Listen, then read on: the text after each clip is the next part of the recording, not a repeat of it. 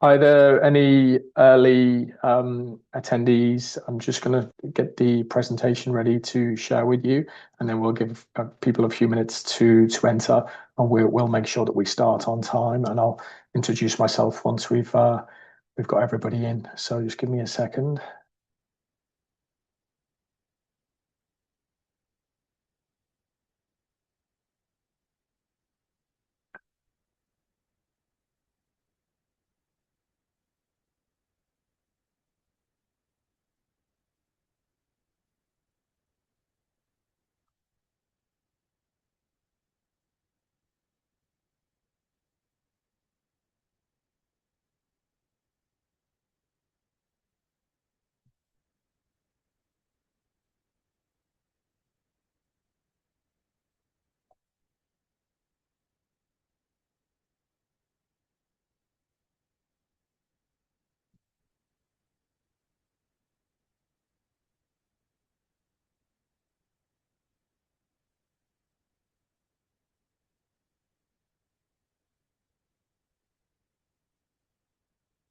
So I hope everybody's doing well. If you're just starting to register, um, I'm here with all the attendees, and then we've got Kim from Momentum Search and Selection, who's my executive assistant, who's going to be moderating any questions that you may have, and we'll ask those at the end.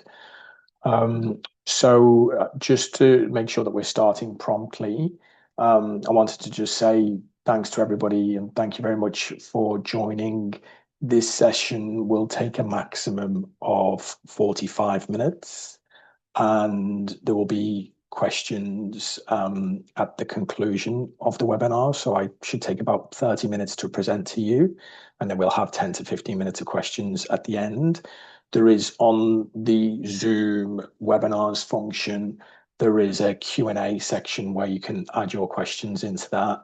And then we can, go through those questions at the end, and I'll stop sharing and then I'll go through those questions with you. So we've just ticked over a minute past 12 o'clock now, so I will start talking through this with you. So thanks very much for joining. For those of you who haven't met me, my name is Alan Herrity. I'm the founder and director of Momentum Search and Selection. We work almost exclusively on senior digital technology and business transformation roles across Australia. And a large proportion of our work sits where the consequences of getting the hiring wrong are high. So we work on confidential senior management executive searches, critical delivery and leadership roles, and appointments where failure directly impacts transformation outcomes, governance, confidence, or even board trust.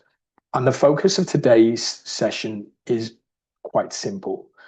We've done some analysis over the last few years, and we've seen the same hiring problems repeat across organizations that otherwise do things really well. Strong brands, competitive salaries, executive backing, and yet still certain roles stall. The process weaken, or the actual role fails altogether. So I just want to be clear that this webinar is not a salary update. The information we can provide in other conversations. It's not a recruitment pitch. It's observations from what we've seen in the market. And this is certainly not about interview techniques or job hunting. It's really about recognizing when a role presents as an inherent hiring risk, which we call a headache hire, which I'll move on to later, and understanding why a small number of those roles repeatedly consume the most amount of time and cause you the most pain. And for you to have clearer judgment about what you need to do and you need to resolve before you go to market.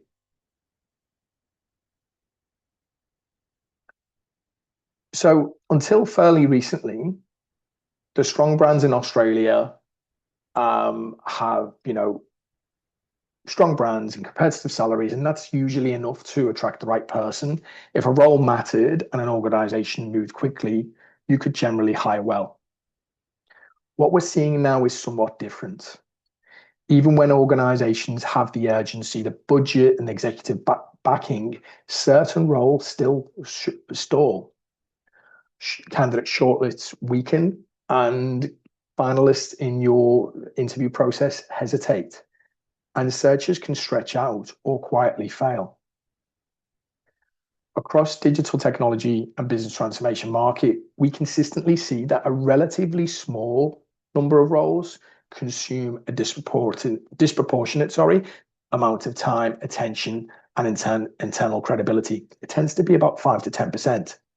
And these roles tend to feel harder than they should. In almost every case, the effort from you and your organization is there, and the challenge really isn't intent. The challenge is structural complexity, and it's embedded into how these roles are defined, positioned, and how they run through typical hiring processes. So the term that we use is a headache hire. So it's not necessarily that a hire takes a long time. That's a problem. At executive level, that's fairly normal. Some roles simply take longer than expected. But a headache hire feels different. It absorbs much more time and attention than it should. And it becomes harder to explain internally why you haven't found the right person. The confidence in the role and the search starts to erode. And we see the same signals repeatedly. So I've put 6 examples there. So certain executives define success of the role differently, and there isn't an internal alignment or consensus on that. Requirements for the role keep expanding when the role is in flight. The role can run for 12 plus weeks without a finalist. The previous incumbent has exited within 18 months. The mandate states transformation or fix something. And you're talking to multiple recruiters, either internal or external search firms, and they talk to you about the scarcity of candidates to actually perform these roles. So none of these 6 challenges on their own is fatal. However, when you have 2 or 3 of these that show up together, the role behaves differently. And at this point, pushing hard and using the same approach usually creates more noise, not more clarity, and it certainly doesn't create an outcome. So I'll just come back to one of the points: mandate for transformation or fix something. Well, we've built our business over the last 13 years on placing transformation leaders who are normally brought in to fix something or transform an organization. However, let's say, for example, if that's matched with executives defining success differently and the previous incumbent exiting within 18 months, there normally is a red flag. And it's not necessarily the candidate who left. It could be actually the mandate which the organization put together at the start.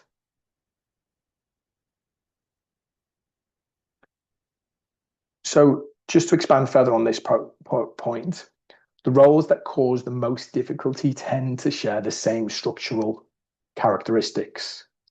So they're often senior and strategically critical. They're frequently confidential. We're working an increasingly number of confidential mandates these days.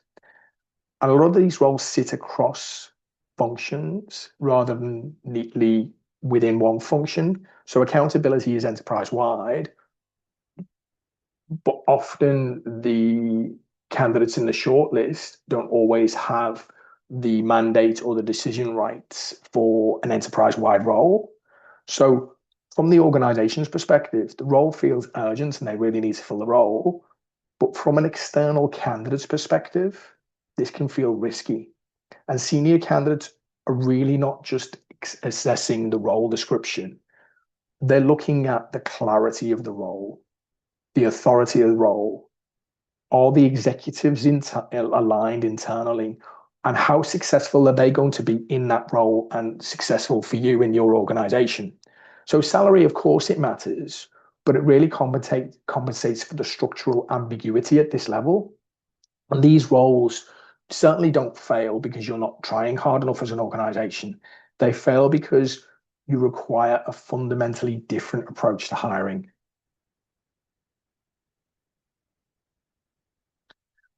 So we've come up with some of the roles that consistently compromise hiring plans. Now, this is not an exhaustive list, but I'll take you through the ones that we've researched and we've worked on.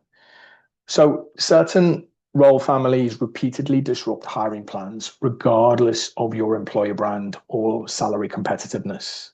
CIO, CDO, CTO, and CISO successor roles are a common example. In Australia and globally, board expectations have increased significantly. Sometimes internal candidate succession pipelines don't keep pace. And many candidates hold senior titles, but fewer have genuine enterprise-wide accountability and board exposure experience. Cybersecurity leadership shows a similar pattern. We've done quite a bit of work in the utilities space in particular, and we've supported those organizations with confidential search for senior leaders and program directors on multi-year cyber uplift programs reporting to the C-suite and the board.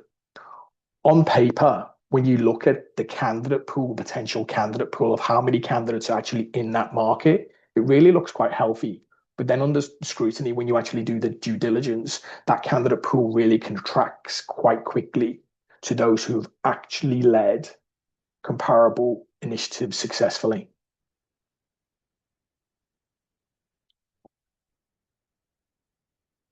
I'd also expand on large scale program and transformation leadership roles that behave differently. So you find across Australia, there's a dearth of candidates who have experience of delivering programs of 50 to $100 million or really niche programs of work. Some candidates have managed scale, but it's really important to understand complexity. And each organization has their different view on complexity because you can't compare one organization to the other.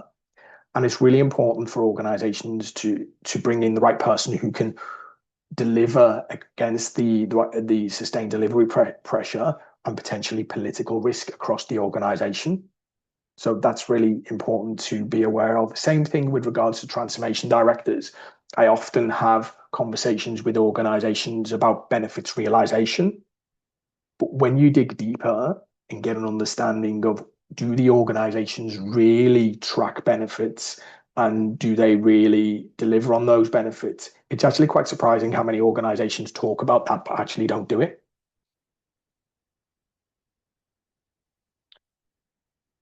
Final two roles that I'll talk about today in terms of hiring scarcity. So enterprise data leadership roles. This illustrates the same dynamic. In one particular financial services search, the initial market scan returned around 80 profiles, which is relatively healthy. However, once we did our rigor around enterprise influence, transformation experience, accountability of outcomes, then fewer than 10 candidates were actually viable for this search. And this is a really small pool of talent. And in those scenarios, we sometimes have to re-steer the search parameters in order to be successful. With regards to AI, this is a big topic in itself. So I just make a couple of comments and then maybe ask you to put some comments into the chat. So AI leadership sits upon the horizon. Roles are emerging faster than the market can produce leaders, proven with the end-to-end experience of driving business transformation and commercial acumen. That is really quite rare. And this will become more pronounced over the next few years. So the common thread isn't job titles, it's the combination of enterprise accountability, business transformation experience, commercial nous, and deep AI experience, which is quite rare here in Australia. So just to take a pause, if you could, we're thinking about our next two webinars, which will come later in the year. So one of my ideas is to expand on the AI leadership and talk to you about which roles are in market right now and which are the roles that will come into market in the future, which don't really exist yet, at least in Australia. The other thought that I've got is how can traditional organizations use AI to transform how they deliver projects and programs? So, say, for example, you have a program of work and you've got all the different roles from program director down to business analyst. Let's take the example of a business analyst. How can a business analyst use AI to gather requirements quicker, how to run workshops better, and how to use AI to be more efficient and deliver more quickly? So that's a potential idea in terms of the two potential webinars that we've got in mind. But certainly, I'd appreciate your comments on that, and we'll maybe do a post on LinkedIn as well with regards to what people will be looking for our next webinar.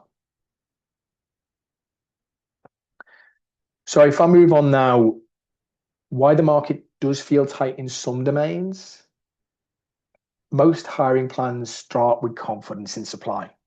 You know, the market in the last 3 years in Australia has shown that there's a lot of candidates out there responding to LinkedIn searches, and advertisement response return really large numbers.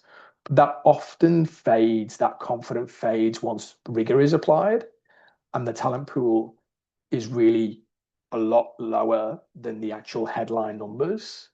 And job titles can be a poor proxy for capability in certain roles. And the same title can represent very different levels of complexity and ownership depending on where the person's been working previously.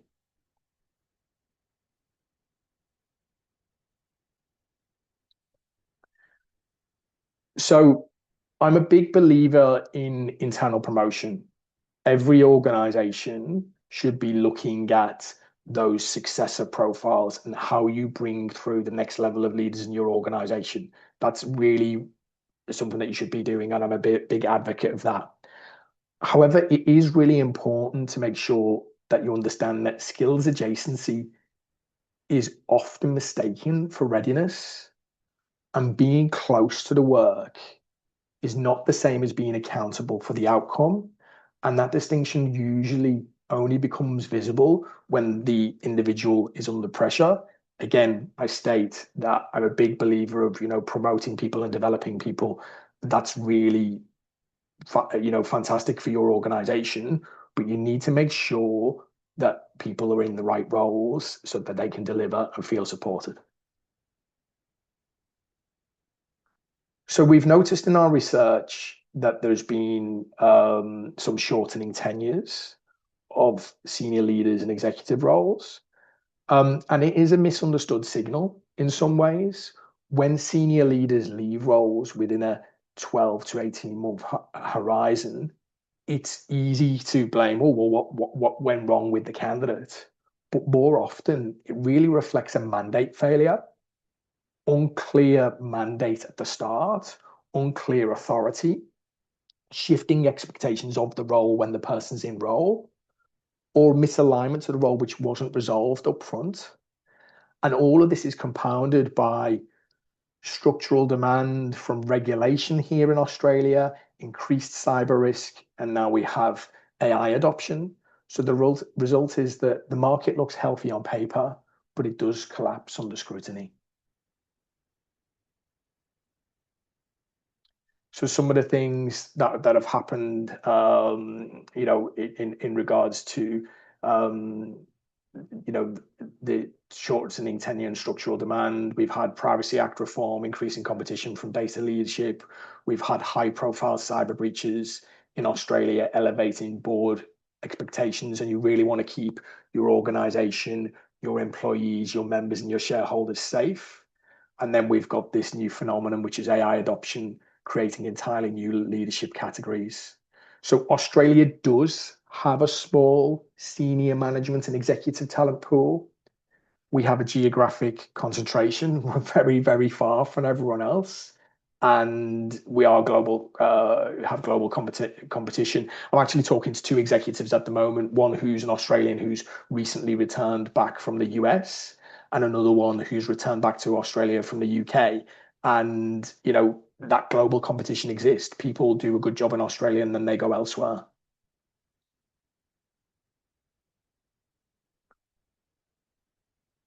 So salary, it's often overweighted, and don't get me wrong, salary is important to everybody, uh, but I find that it's one of the missing pieces of the puzzle for a senior manager and executive. They want to know more about the opportunity than just salary alone. So when a role becomes difficult, sometimes organizations treat salary as the solution. And we've really witnessed this in the first year or two post-pandemic. If you cast your mind back to what it was like to hire in those first 2 years, in my experience, it was completely unsustainable, and some organizations overhired. So in hard to hire roles, strong candidates aren't short of options. They assess how clear the role is, who really has authority for the role, and whether the organization is aligned. And if those signals for them are weak, salary alone won't persuade them to take the role. The report that we'll share with you post this session, so we're going to share this presentation, video, and a report. And that report cites a senior transformation role, paying at the top of the market for that particular industry. But despite strong early interest, a lack of clarity around the mandate and stakeholder alignment resulted in a mishire and an exit of this person within 18 months, sorry. So mishires cost momentum to your organization, not just money. So the true cost for that organization wasn't pay. It was lost momentum, delayed delivery, and a need to re-enter the market from a weak position. So, of course, salary draws us all in. We're interested in what we can get paid and what our worth is in the market. I have those conversations all the time. But the clarity in the role and the mandates really determine success. So we're getting on to the final few slides now. So thanks for joining us. This next slide talks about why some hiring models struggle. So some hiring models are built for scale, and they assume that roles are well-defined, comparable, and repeatable. The focus is on pace and throughput and moving efficiently towards an appointment. That works when the role is clearly defined and agreed, and for your easy to fill role. So potentially, 80% of the market, maybe 90%. However, for the roles we're talking about here, it often isn't. These positions cut across functions, organizational priorities, organizational power structures. And if the mandate isn't fully agreed and decision-making authority is blurred, different stakeholders might be hiring for slightly different outcomes depending on which business units they're running. This is when that friction shows up. The instinct is to push harder, more recruiters on the roll, more candidates, tighter timelines on delivering. Activity increases, but clarity doesn't. And then the ambiguity remains, and candidates start asking searching questions around these roles. The finalists in your roles might hesitate. By that point, the uncertainty of the role is visible to the market and confidence drop quickly. So when I see a role which is repeatedly advertised in market, I always think to myself, what's the issue with that recruitment process? Why is that role being repeatedly advertised? And it goes back to the alignment on the executives for the mandate. A useful positive counterexample, however, is an interim head of technology case. The organization needed to replace an incumbent, and it was a confidential search. But rather than forcing a permanent hire in an unstable situation, they paused and they thought, okay, well, let's bring an interim manager. They stabilized the function, they clarified priorities, they aligned the team, they got the team back on track, they aligned stakeholders. And then in parallel, they returned to the market via momentum search and selection for the permanent appointment. And the difference wasn't effort or intent, it was recognizing when speed would compound the problem and when a reset would create better conditions for success. And we're really proud of that search. So we're getting towards the end now. What do strong leaders do differently? So organizations that hire these roles well make different decisions early. It's really important before going to market, they agree on what success looks like and they align around this. They accept the market scarcity in terms of candidates. And rather than trying to work around it, they they work with it and they protect the role from being reshaped by internal pressure. It's important that all executives are aligned before the role goes to market.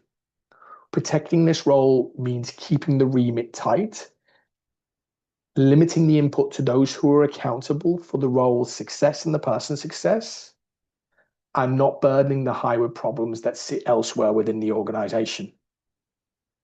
This is about better process and alignment, ensuring that judgment is applied early, whilst there's still leverage to clarify mandate, authority, stakeholder alignment, on what good actually looks like.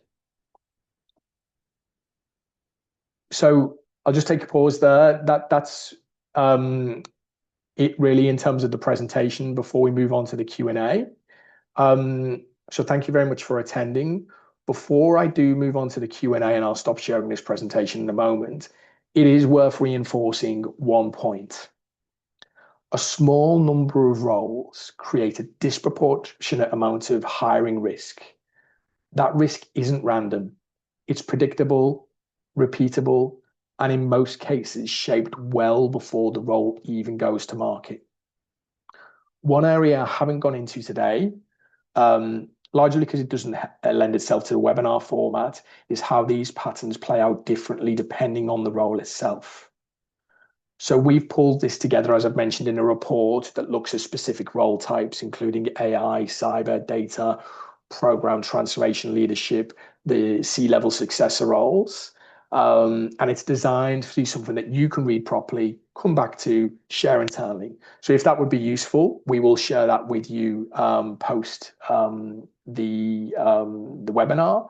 And if you have any particular questions that you want to talk to me about directly, Kim, my EA, will be happy to facilitate that with you.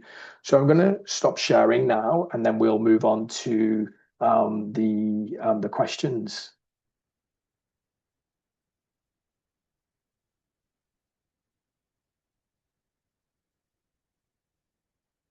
Okay, so I've got some questions in here. I'll just keep an eye on time, so we've still got plenty of time. Okay. Anonymous attendee has said, in my opinion, AI is a facet of all IT roles and not standalone position. That's an interesting thought process, actually. I think that leads back into the webinar that we're thinking about in the future in terms of how AI can influence the shaping of each individual role. So whether it's the project services roles, whether it's the technology roles, and how can AI help with efficiency and organizations be able to deliver better. I've heard, examples of, some of the consultancies who were taking X amount of time to deliver a document or some information to an organization, and they'll be able to do that quicker now due to AI. Even ourselves, Momentum Search and Selection, we can produce reports and insight reports for clients much quicker than we used to because we're not reliant on manual effort as much these days. So I'll just look at this question. There's another question here, or comment from Ian Jackman. Thanks for the question, Ian. So it says, my perspective is that many organizations are confused around what they are looking for in relation to AI leadership. There is a desire to leverage AI and in brackets FOMO, but a lack of clarity on the operating model to support and nurture a domain that is expanding so quickly. So in advertised roles, they are often confusing and unrealistic in scope and accountability, often seeking a full spectrum from strategic leadership down to technical hands-on capability. A key emerging gap is the need for strategic and transformational AI expertise, which is focused on appropriate governance, organizational change and change management, and importantly, how AI can be leveraged and embedded to drive business value. So just to address that point, Ian, I'd agree with that. So I spoke with a chief executive officer of an ASX listed organization late last year, and this individual told me that they were looking for an AI evangelist. And when I asked the chief executive what that meant, the chief executive actually couldn't answer that question, couldn't really articulate what they meant by that. And that's absolutely fine. We're all learning, and, it's been an unbelievable, period of time with AI. And I think the next 12 months will be interesting too. But I think it's really important to try and understand the mandate of the role, what's realistic, and what you can get, whether it's in the Australian market or overseas, and align that to the business problems that you really want to solve. Because otherwise, what happens is you have a wish list of skills and experience, and that makes the role really harder to fill. And this is not a new thing. With the greatest respect, and I mean this really respectfully, most of the position descriptions that I've seen in the last 25 years don't fully tell the story of the role. And that's because, organizations need to set their position descriptions in certain ways. They'll want to advertise on LinkedIn, Seek, or the job boards and what have you. You only have a certain amount of space. But the key to success when we're doing a search is actually two things: a diagnostic in terms of what they've done previously. And the second thing is the briefing about understanding the role and us having the time and space, and then come back to the clients and say, well, you've said these things. We're going to give you some other information to make sure there's an absolutely clear mandate and all executives are aligned before we go to market and do a retained or executive search, because otherwise that search will stall or fail. And I've never failed on a retained search in my career, and I'm not about to start failing now. Another comment with regards to from Vinny. He said he agrees with the FOMO comment. The expectations for senior roles doesn't always lie with potential capabilities and value of technology. I agree with that. Vinny, thanks for your comment. David Austin, thanks for joining, David. It said anecdotally, I'll just get this one. Give me a second. Anecdotally, project roles tend to use GPT's LLMs to get drafts 80% way to get there, to ideate the art of possible around activities, practice, and other content, to review their own generated content for gaps and coverage for topic at hand. The tough part is finding the balance between putting too much on the GPT to do rather than the person, and then vice versa, while also finding don't want to surrender judgment. Have you found this the same? Yeah, I think that's an interesting topic, David, in terms of maybe what might be one of our next topics, which I alluded to earlier. I think, we really need to make sure that judgment, leadership, reasoning, being able to make all of the right calls are still skills and experience that we're going to need in this new world. And whilst AI is going to help us, we need to make sure it helps us appropriately and we don't just rely on that. I've got another comment here from Nadia Khan. Thanks for joining, Nadia. It says AI as a discipline has been around since forever. Yes, I would agree with that, Nadia. A number of people have been talking to me about that.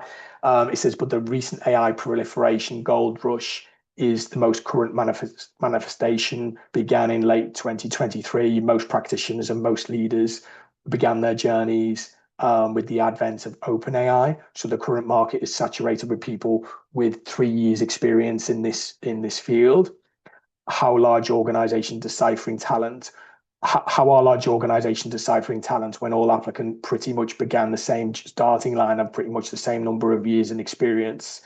Okay, so yeah, it's an interesting point, Nadia. I think there's one thing I would say is organizations jump on a trend, whether it's the consultancies, whether it's the search firms and what have you, people jump on a trend. And, if I use cybersecurity as an example, they jump on the trend of the fear of what will happen to your organization if you do not implement this tool. And it's not necessarily the tools which solve the problem. So I'll just leave that point there.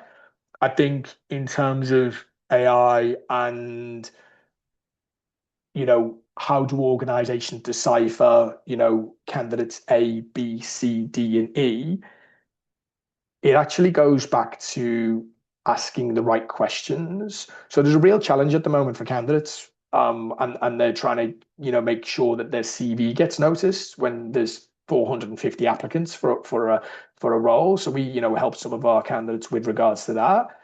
But the other thing is for the order organization to really understand what they're looking for, and that goes down into, a deep rigor around really spending the time to go through each application and actually engage with the people and actually use a rigorous and robust interview process to find evidence. It's always about evidence around functional expertise, technical expertise, leadership expertise, and examples. I think without going off topic, and I'll keep this point really short, the proliferation of being able to apply online in 30 seconds to a minute is a great candidate experience in theory, but actually it's created a whole problem for organizations because organizations internal talent teams are getting flooded with lots of applicants. In some cases they find it really difficult to understand what good looks like, and then you have the whole thing about the candidate experience and the poor candidate experience. So whilst being able to apply online quickly in theory is a good thing for candidates, it's actually something which has got some downsides as well. I'll just move on to the next question from Raman. We've still got 10 minutes to go if people can still stay. So Raman's question is, do you see a higher prevalence of structural complexity resulting in hiring friction in some industry sectors versus others? Thinking about industries with reg compliance complexity or profitability challenges, and whether this drives a higher level of role ambiguity. That's a really good question, Raman. So most of our business is done in the highly regulated industries within Australia. And strategically, that's been a purposeful decision by us as a business because that means that we can take somebody who's working in banking and place them into utilities, for example, because people are used to working in those highly regulated organizations. So I think each industry has its dynamic and we need to understand that. But what I try and make sure that I'm doing is making sure that I'm capturing the mandate for the role and why people have certain skills and experience and why they needed that per sector, and then challenge the organization on what good looks like. Because, for example, you don't necessarily need somebody with healthcare experience to be a CIO of a healthcare organization. Okay, it's helpful that you understand the business, but if you're a very good CIO and you're coming in to replace an incumbent who, hadn't done a good job, well, actually, there's other skills and experience which are prevalent to that. I think with regards to non-for-profit organizations, for example, let's say, for example, aged care are going through a lot of changes since the Royal Commission. Um, they've got a little bit more money than they used to, but it's still an industry which doesn't have lots of cash in comparison to other industries. And they're on a maturity curve where they don't have the same maturity in terms of how they run their business, whether it's, technology or project delivery as other organizations. So not that I want to sit on the fence, it depends. So really need to make sure that me as an executive recruitment partner, that I work with the organization to understand their mandate, but also to understand where they're at as an organization and meet them where they're at, and then to advise them before we work on a role. So I hope that's helpful. I'll just move on to the final question now from Wilson Marr. Thanks for joining, Wilson.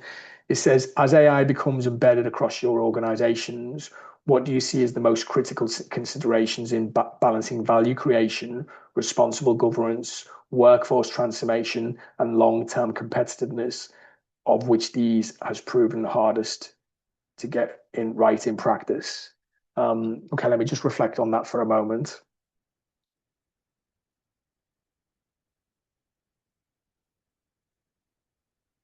I think it depends. It depends on the organization, Wilson. So some organizations are very much in the way the thought process of, with regards to AI, we really want to do this responsibly. They're concerned about cybersecurity risks. They want to make sure they have the right governance, ways of working, and what have you. Go slowly initially, and then start with some proof of concepts and what have you. There are Australian examples of other organizations in other industries who are really bold about it, and they're thinking we're actually going to use this to completely evolve our operating model and gain market share. So I think it depends on the organization. And I always think to myself when I'm working with it with executives or organization, it depends on the organizational context. In some industries, you have similarities. In some, you have differences. So it really depends. And I'm sorry to sit on the fence with regards to that answer, but that's my best answer for the moment. Okay, got a few more questions now. We've got about 6 minutes to go, so I'll try and answer these questions before we jump off.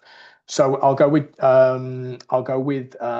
Jared Ellery. Nice to see you, Jared.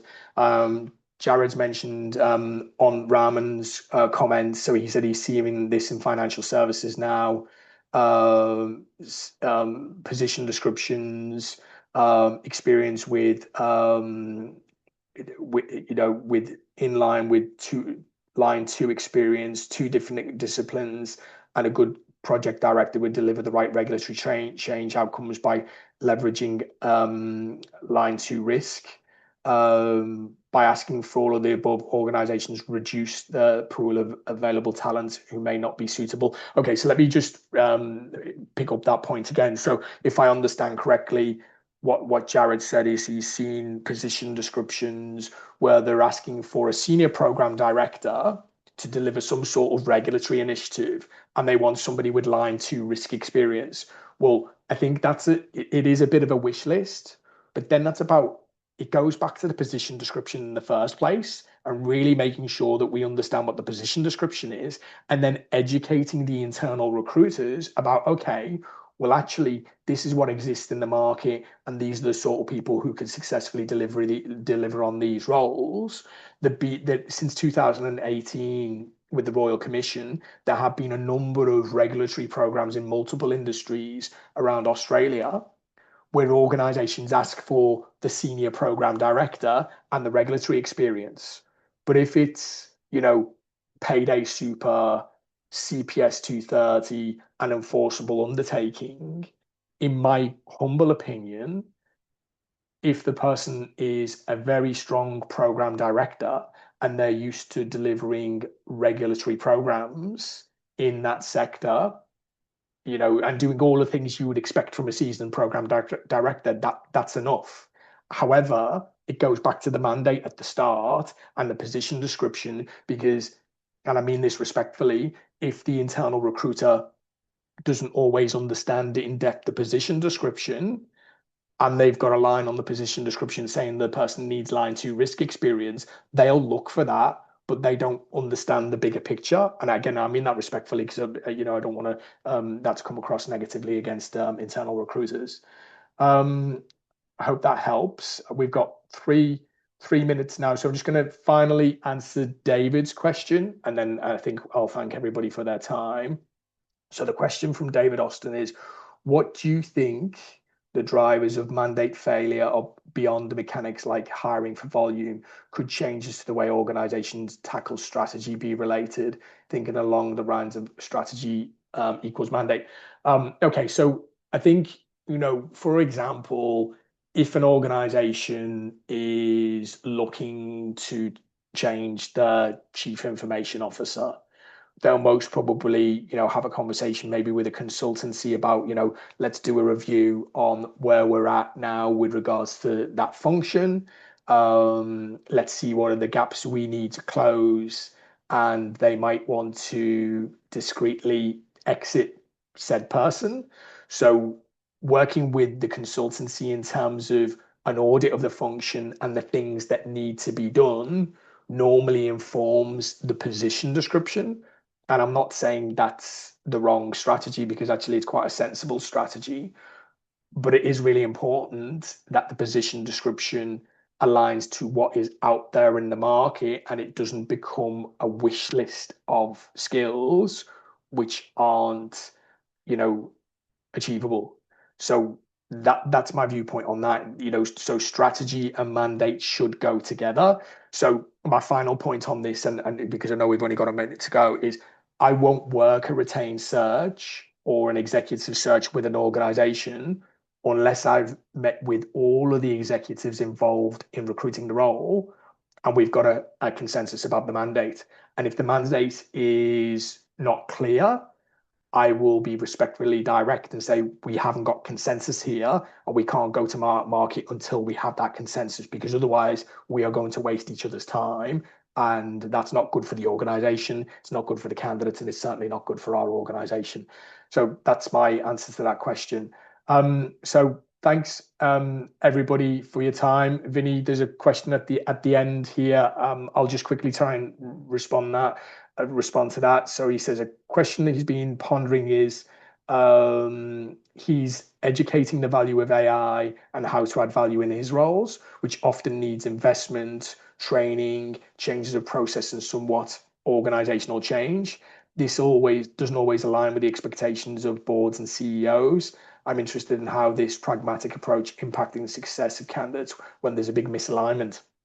I think that's the point, isn't it? That's the point that I've mentioned that in this presentation, it's really important from the start to understand the organizational dynamics and the business goals before the role goes to market. And then for me and as executive search consultant to approach the candidate and say, this is the role, these are the dimensions of the role, these are the things the organization can do. These are the things they can't do. These are the great things about the organization, but sometimes there's some limiters as well. And just really give you an insight into that. So I hope that answer is helpful. Thanks very much, everybody, for joining. Kim will share with you a copy of this presentation and also the report. And I wish you a fantastic afternoon.